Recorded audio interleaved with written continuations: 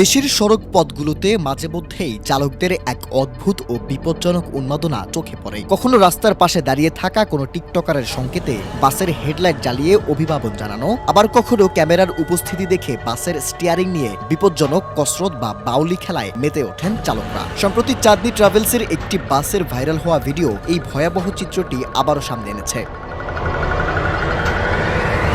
Viral হওয়া ওই ভিডিওতে দেখা যায় রাস্তার পাশে এক যুবককে ভিডিও করতে দেখে চালক বাসটি নিয়ে ডানে বামে অত্যন্ত ঝুঁকিপূর্ণভাবে মোড় নিতে শুরু করেন। প্রথমবার পরিস্থিতি কোনো মতে সামলে নিলেও দ্বিতীয়বার নিয়ন্ত্রণ হারিয়ে ফেলেন চালক। মুহূর্তের মধ্যেই বাসটি সজোরে রাস্তার ডিভাইডারে গিয়ে আছড়ে পড়ে। এই ঘটনার ভিডিওটি নেট দুনিয়ায় ছড়িয়ে পড়ার পর সাধারণ মানুষের মধ্যে তীব্র ক্ষোভ ও আতঙ্কের সৃষ্টি হয়েছে।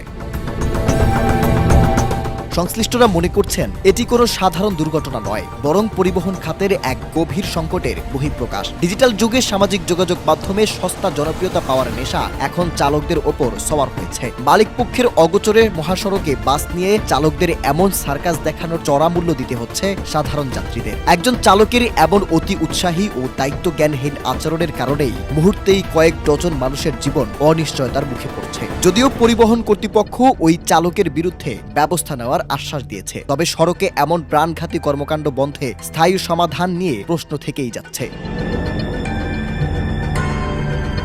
সামনেই পবিত্র ঈদ উল ফিতর। নারীর টানে ঘরমুখ মানুষের বিশাল স্রোত যখন মহাসড়কে নামবে, তখন এই খামখেয়ালি চালকদের হাতে যাত্রীদের জীবন কতটা নিরাপদ তা নিয়ে দুশ্চিন্তা বাড়ছে। উৎসবের আনন্দ পরিবারের সঙ্গে কাটবে নাকি হাসপাতালের বিছানায়, সেই শঙ্কা এখন অমূলক নয়। পরিবহন মালিকরা যদি এখনই তাদের চালকদের কঠোরভাবে নিয়ন্ত্রণ না করেন এবং এই ডিজিটাল উন্মাদনা বন্ধে কার্যকর পদক্ষেপ না নেন, তবে আসন্ন ঈদযাত্রা বড় ধরনের বিপর্যয়ের কারণ হতে পারে। নিরাপদ সড়ক আন্দোলনের সঙ্গে